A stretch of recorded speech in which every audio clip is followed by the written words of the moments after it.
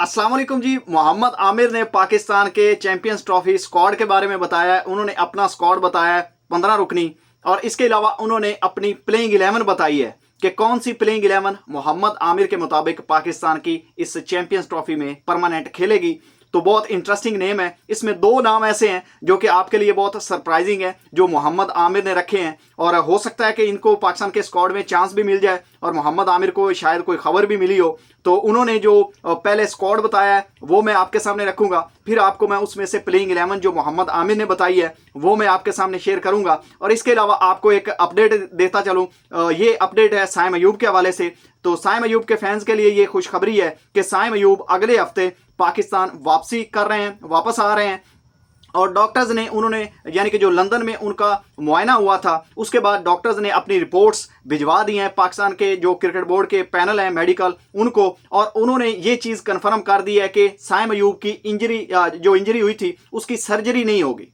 यानी कि जो बहुत बड़ी तलवार लटक रही थी फैंस के सर पर, और इसके अलावा साइम अयूब और क्रिकेट बोर्ड के हवाले से जो खबर आई थी कि बहुत बड़ी तलवार ये है कि अगर सर्जरी हो गई तो फिर काम लंबा हो जाएगा और साइम अयूब चैंपियंस ट्रॉफी से बाहर हो जाएंगे। लेकिन अभी जो डॉक्टर्स हैं उन्होंने बताया कि साइम अयूब की जो इंजरी है उसके हवाले से जो रिपोर्ट दी उन्होंने, उसमें उन्होंने बता दिया है कि सर्जरी नहीं होगी, और जो ट्रेनिंग उन्होंने शुरू करनी है वो यानी कि जब पाकिस्तान पहुंचेंगे तो एक हफ्ते बाद वो ट्रेनिंग शुरू कर देंगे। और जो उनका वो बूट सा चढ़ा हुआ है ऊपर उनकी टांग पर फ्रैक्चर की वजह से वो उतार दिया जाएगा और आहिस्ता आहिस्ता वो वॉक करना शुरू कर देंगे एक हफ्ता बाद। यानी कि जब पाकिस्तान आएंगे तो एक हफ्ता बाद, यानी कि तकरीबन अप्रॉक्सीमेटली 10 दिन लगेंगे उनको, वो बूट उतरेगा, फिर उसके बाद वो वॉक करेंगे, फिर आहिस्ता आहिस्ता 2 हफ्ते बाद वो ट्रेनिंग कर पाएंगे। ये रिपोर्ट्स हैं, बहुत ही खुशखबरी, बड़ी खुशखबरी है।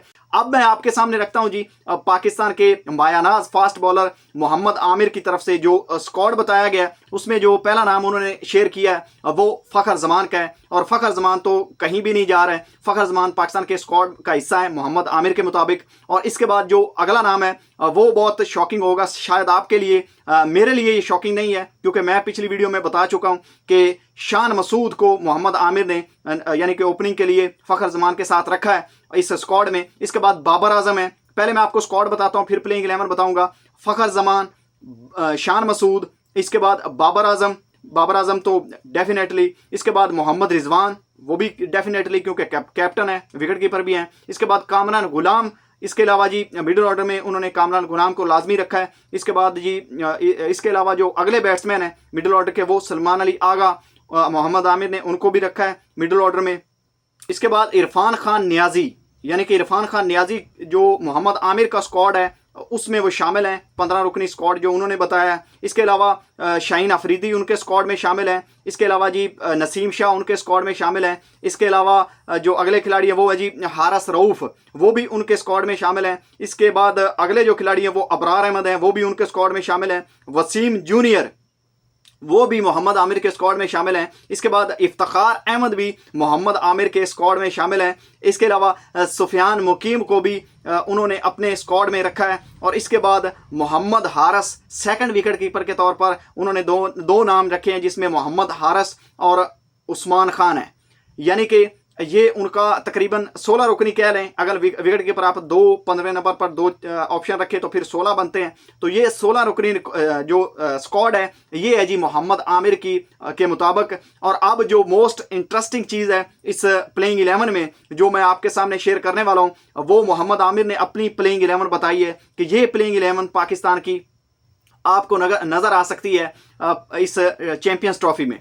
मोहम्मद आमिर ने जो ओपनर चूज़ किए हैं उसमें उन्होंने फ़खर जमान को रखा है, और इसके बाद उन्होंने इमामुल हक को नहीं रखा, वो स्क्वाड में मैं आपको बता चुका हूँ जो खबरें आ रही हैं। इसके बाद उन्होंने बताया जी शान मसूद को वो अपना ओपनर दूसरा रख रहे हैं, और इसकी वजह मोहम्मद आमिर ने बताई कि वो जिस टच में है, जिस फॉर्म में है, और जो वो कम से कम डॉट बॉल खेलते हैं, तो इसलिए उनको कहीं भी यूटिलाइज़ किया जा सकता है। नंबर 3 पर भी ओपनर भी, नंबर 4 पर भी उनको यूटिलाइज़ कर सकते हैं। तो इसलिए उन्होंने शान मसूद को रखा है जी ओपनर। इसके बाद बाबर आजम नंबर 3 पर उन्होंने रखे हैं। उन्होंने कहा कि वो तो कहीं भी नहीं जा रहा है। इसके बाद कैप्टन मोहम्मद रिजवान को उन्होंने नंबर 4 पर रखा है। इसके बाद अगर देखा जाए तो नंबर 5 पर उन्होंने कामरान गुलाम को रखा है और नंबर 6 पर सलमान अली आगा को उन्होंने रखा है एज अ स्पिन ऑलराउंडर और मिडिल ऑर्डर बैट्समैन नंबर 6 पर हैं। ये उनके परमानेंट बैट्समैन हैं। इसके बाद उन्होंने नंबर 7 पर भी एक स्पेशलिस्ट बैट्समैन रखा है जो कि आपके लिए हैरानकुन हो सकता है और वो रखा है जी उन्होंने इरफान खान नियाजी।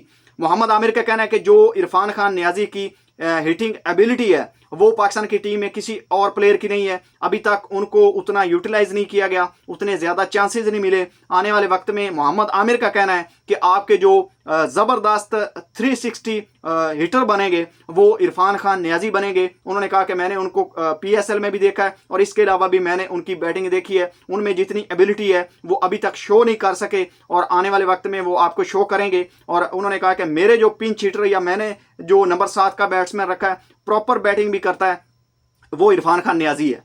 तो ये जी मोहम्मद आमिर की तरफ से बैटिंग लाइनअप है। इसके बाद उन्होंने जो बॉलर रखे हैं उसमें उन्होंने नंबर 8 पर शाहीन अफरीदी को रखा है। वो कहते हैं कि शाहीन अफरीदी जिस फॉर्म में या जिस पेस से अब वो बॉलिंग कर रहे हैं तो वो पाकिस्तान के लिए लीथल साबित हो सकते हैं और टॉप 3 परफॉर्मर्स वो शामिल हैं बाबर आजम, मोहम्मद रिजवान, फ़खर जमान और इसके अलावा जो चौथे हैं वो शाहीन अफरीदी। उन्होंने कहा कि ये 4 खिलाड़ी पाकिस्तान के लिए बहुत ज़रूरी हैं और ये पाकिस्तान को चैंपियंस ट्रॉफी जितवा सकते हैं। इसके बाद नंबर 9 पर उन्होंने नसीम शाह को रखा है। शाहीन अफरीदी के बाद नंबर 8 के यानी कि शाहीन अफरीदी है, उसके बाद 9 पर उन्होंने रखा है जी नसीम शाह को। इसके बाद जो अगले खिलाड़ी उन्होंने रखे हैं वो भी आपके लिए शायद शॉकिंग हो सकते हैं। वो उन्होंने अबरार अहमद को रखा है। नंबर 10 पर अबरार अहमद है। अबरार अहमद भी उनकी प्लेइंग 11 में शामिल हैं। और इसके बाद जो 11वें खिलाड़ी हैं वो उन्होंने जी हारिस रऊफ को रखा है। वो कहते हैं मोहम्मद आमिर कहते हैं कि हारिस रऊफ, नसीम शाह और शाहीन पाकिस्तान की फ्लैट पिचेस पर लीथल साबित हो सकते हैं और अगर पाकिस्तान इसमें किसी यानी कि पिच को देखते हुए कोई स्पिन डिपार्टमेंट में चेंजिंग करना चाहे तो जो उन्होंने स्क्वाड बताया है उसमें सुफियान मुकीम शामिल हैं। तो ये मोहम्मद आमिर का कहना है कि वो किसी एक फास्ट बॉलर को ड्रॉप करके सुफियान मुकीम को एज ए रिस्ट स्पिनर भी जो वो इस्तेमाल कर सकते हैं। इसमें जो मोहम्मद आमिर ने प्लेइंग 11 बताई है 2 उन्होंने स्पिनर चुने हैं जिसमें सलमान अली आगा स्पिन ऑलराउंडर हैं। इसके बाद उन्होंने Abrar Ahmed as a mystery या स्पेशलिस्ट स्पिनर रखा है। 3 उन्होंने स्पेशलिस्ट फास्ट बॉलर चुने हैं। तो ये है जी प्लेइंग 11 मोहम्मद आमिर की।